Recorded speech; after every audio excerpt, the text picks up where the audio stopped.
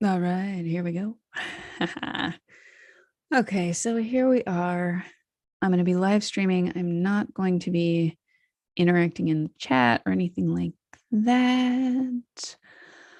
I'm just doing a little bit of recording for my martial arts and crafts podcast. Check it out. You can hear a lot of these same things and a bunch of the episodes that I did before I started live streaming my recording process at mymartialartsandcrafts.com. So go on over there and check it out. It's awesome. Yeah, I'm going to say it's awesome. So I'm going to go ahead and I'm going to start recording for this episode. Martial arts and crafts. This one's about the word of the year. So sit back, relax, and enjoy the episode. Soothing sounds of Sarah Deacon. Okay, yeah, I know. I'm a little bit of a goof. It's fine. I'm cool with it. All right, here we go. I'm going to hit the record button and away we go. We'll see if we can get the two recordings in one shot today. Yes, this is the second recording I'm doing today. All right, here we go.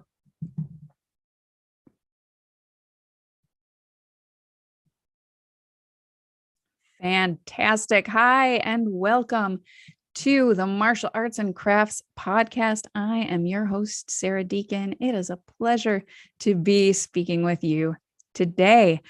This episode I'm pretty excited about. It's something that I spent, all of January and February really excited about. And I'm still continuing to carry it with me, sharing my shine. My word for this year is shine. Yes, this episode is brought to you by the word shine. Now, other words that have colored some previous years have been words like play. That was my 2021 word, was play. It was great. Vision, I think, was my word for 2020, and probably a lot of other people's word for 2020, which, ended up being an interesting year for our vision, right? Collaborate, I think, was 2019, and embrace 2018. So I've been doing this whole word of the year thing for several years. What is that? 1, 2, 3, 4, like 5 years. This is fifth year. I've been doing this for a while now. And here's something cool is that choosing one word for the year, it's made a really, really positive impact on my life. I thoroughly enjoy the selection process. And I'm often actually surprised by the words that come up as I walk myself through this. Now, have you heard about the word? No, not the bird. Everybody knows about that one. What I'm talking about is one word intentionally chosen, and that word will help to influence and inspire you all throughout an entire calendar year or some other predetermined period of time. So it's a forward-thinking, intentional thing, a process. Now, New Year's resolutions are so 10 years ago. They don't really work. We all know this by now. And ultimately, our unchecked list of resolutions leaves us feeling worse about ourselves than when we started, because most of us fail to follow through. I watched my parents play what they called the resolution game every year. Fun fact, they actually even had a custom box made, a scoring system, and everything. It was like a board game. And I've watched them play this every single year with 100% zero interest in all on my part. With zero interest, zero zip zilch nada, no interest whatsoever on my part.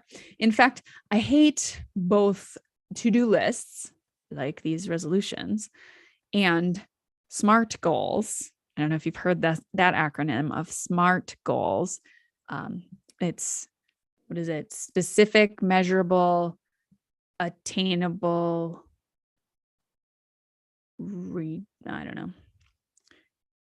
reasonable. I don't know what it is. There's, it's an acronym for something. SMART goals, realistic and timely. Those are the R and the T. I got it. I got there. I did it. I don't really like SMART goals for that reason. For some of the things that maybe will come up later in a different episode or anything. Making resolutions for the new year, and I know we're a couple months in now, but that sort of covers both of those things that I don't really care for, to-do lists and SMART goals, pretty well. So I either really never much considered resolutions or making them for myself, or I almost immediately would forget about them if I made them and therefore failed. Maybe this sounds familiar to you. The word of the year, though, that's different. It goes along with the concept of, I don't know if you've heard this one, slowing down to speed up, simplification to succeed. These sort of counterintuitive concepts, slowing down to speed up, when applied in a certain way, can actually be powerfully effective. We can only hold so much information in our heads at one time. 3 seems to be a popular number when it comes to retaining bullet points or features or attributes or even items on a to-do list. But why complicate things even that much? One word can give direction and focus without piling on a need to fill up space or figure out the details. Okay. So I first learned about the one word or word of the year opportunity, invitation, tool from someone in my church group. We all ended up doing a brief 4-day long Bible study to determine our words. And I don't know how much it actually came up in the course of that group itself, but since then I have completed that same Bible study. It's in the Bible app, and it's the YouVersion Bible app. If you're a Bible person, or even if you're just curious, go ahead and download it, check it out. It's awesome. I've completed that same guided study. It's like a 4-day long reading plan. Each time I decide to choose a new word, and it's usually at the beginning of a new year. So it's been just a couple months that I have done this again for the 5th time or whatever it is. The reason this plan is so effective is because it offers an invitation to prayer and silence, and this opportunity to tap in to the inner wisdom and listen for God's direction. If you're not a God person, Jesus person, tap into the wisdom of the universe, the frequency, the resonance, the all-knowing spirit, whatever you believe in.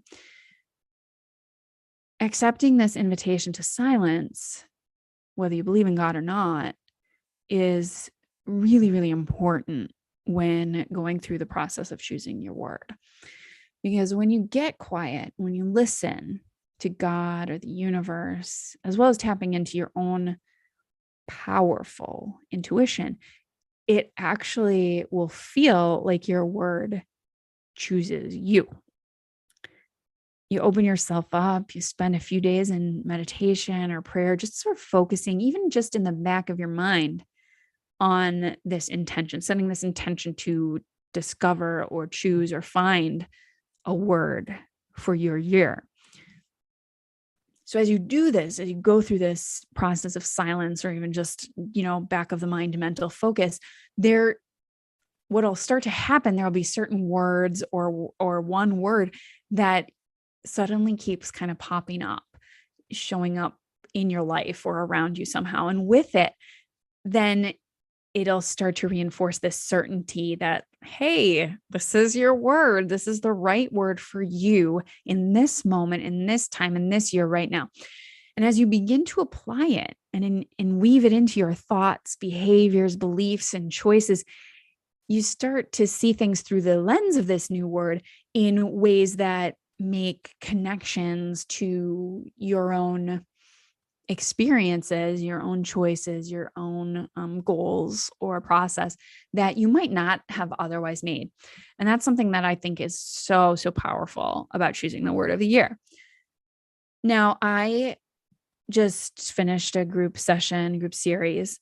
I did it at the beginning of the year, and I called it Balanced Beginning. And one of my group sessions, we did this exercise to choose our word of the year. And I walked people through the process of doing this. And some people, a couple of them, had a strong sense of which word they would choose, or they had already chosen one. Others had ideas about maybe what it would be, but no firm attachment.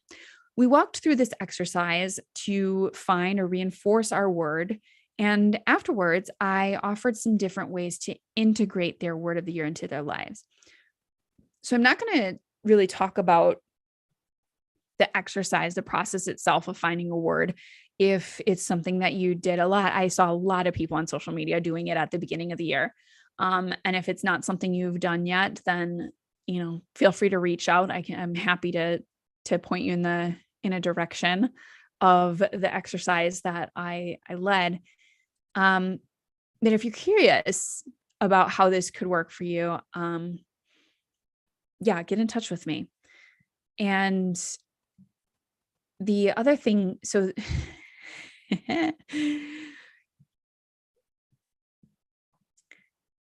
once you have your word, I'm going to be talking about that here today. Once you have your word of the year, how do you weave it in? How do you incorporate it into your life? For some people, just choosing the word and feeling into what it means to them, what it, any sort of associations they may have with it. For some people, just choosing the word itself and knowing that's your word, you just hold it in your head, and that might be all you do with it. That's okay. It's still locked in that subconscious part of your brain, and it's still going to have an influence. It's still going to have an impact on what you're doing in your life. Other things you can do with it, you can look it up in the dictionary to see which of the textbook definitions apply and how. You can create a graphic in canva.com, canva.com, to share the word, to make it, visually appealing, share it on your social media. You can print out the graphic you make and display it in your space. You can write it out in a prominent place in your planner, or journal about it on a page where you'll see it fairly often. You can look for quotes by searching on Goodreads for your word and for quotes. You can write the quotes down, the ones that you pull out that resonate with you. You can write the quotes down and post them up in your space, or post them on social media, or just put them prominently in a planner or journal, someplace where you'll see them fairly often. You can include the quotes in your Canva graphic. That's what I did with mine. You can create a playlist on Spotify or another music player or service with songs that contain your word, especially if it's something like Shine. My word shows up in a lot of different songs. It's been pretty cool. And it's something that I play when I'm, on my way to a networking event, or something where I have to perform and want to be at my highest level. I will put my Shine playlist on, and it helps. It makes a difference. It changes my mindset. It's great. Another thing you can do is you can use the word that you've chosen both in and out of context while writing or speaking. It might be fun to try and include it in conversations or articles where its use or application might not be immediately obvious. Like I said, maybe use it out of context and play with it a little bit. You can draw your word in bubble letters and decorate it and then hang it up somewhere, do it the old-fashioned way with paper and pencil or crayon or marker or whatever you like to use. Another great idea is to tell 3 important people in your life about your word, what it is, what it means to you, how you intend to apply it, so that they can remind you about your word periodically throughout the year and hold you a little bit accountable. Definitely do this if your word is accountability. Mm. By taking the time to do some of those things with your word, or adding your own ideas, whatever might come to you, you will really, really lock that into your conscious and subconscious mind. So, like I said, so that even if you're not directly applying the word in a given situation, or specifically, intentionally, explicitly using the word like all the time, it will still be there to inspire and influence your thoughts and actions. I have to say, my word being shine, there have been several occasions where I walked into a group of people, or around some different people, and a couple of people were just like, "You just have a glow today. You're shining your light," or so, they expressed to me that they see something about me. And then I'm like, yes, my word is showing up. It's making an impact. It's coming from an inside, and there's something happening by connecting my word with my energy. So this is how it works. This is how our subconscious mind connects to our conscious actions, to the way we physically present ourselves to the world. It's how vision boards work. It's how affirmations work. It's how prayer and mantras and meditation works. And it does work. And shine, for me, it was a word that kind of came to me out of nowhere. It surprised me. It came in a song. It came in something someone said to me. It came in this warm feeling on a bright day. It was energy. It was radiance. It was the Holy Spirit. It was intuition. It was all of that. When I think about shining, I think of the sun. I think of receiving light that's coming from outside of myself. And I think of reflecting it back like the moon. I think of a smile. I think about how light would not be distinguishable as light without darkness, without shadow. I think about stepping into all that I am and all that I want, and inspiring other people to do the same.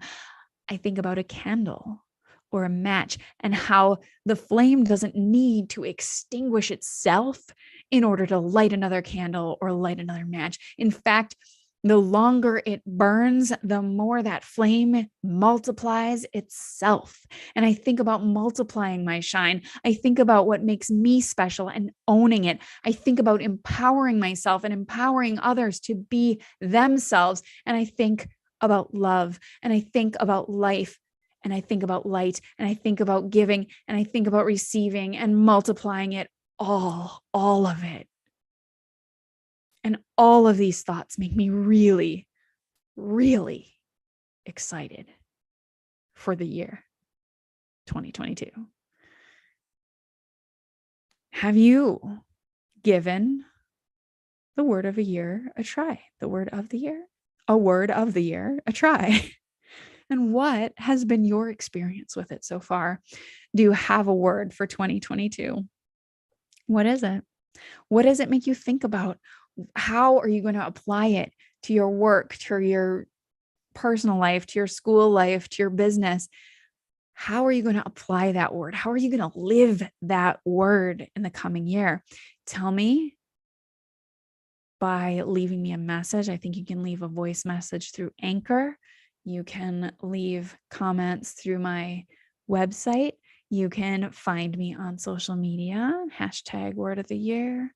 I don't even know if I've used that hashtag, but word of the year has a great amount of people using that hashtag, especially January. Tell me what's up with your word up. And if you're curious about this whole process, feel free to reach out to me anytime. I am happy to work with you on that. And I will point you in the direction of the exercise that I invited my people to participate in. And I am going to go ahead with that and wrap this whole thing up. If you find the concept of the word of the year exciting, it is not too late. You can start anytime and apply this word to your to your month, to your day, to your week, to your year, even starting in the middle of the year. It's okay. Wherever you are, that's exactly where you're supposed to be. So I want to thank you for listening to this episode. And if you are looking to connect with me, I would love it. I would love to hear from you. Please don't forget to leave me a review and a rating on Spotify. The rating on Spotify, they can take a star rating. They can take a rating and a review on Apple Podcasts. Thank you for liking this, listening to this, sticking with me the whole way through, and for leaving your 5-star rating and your reviews for this podcast. Once again, you can find me at mymartialartsandcrafts.com, My Martial Arts and Crafts on social media, on Instagram, Facebook. You can find information about working with me in my coaching practice at sarahdeacon.com or Sarah Deacon Coach on the socials. Thank you again so much for listening. Take care of yourselves. Be kind to yourselves. Live your best life. And I will talk to you next time.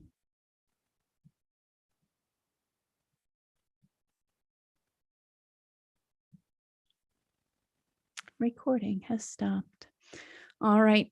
I'm going to sign off YouTube. Thanks for being here. Thanks for watching. And, go ahead. If you want to communicate with me, go ahead and leave a comment on this video.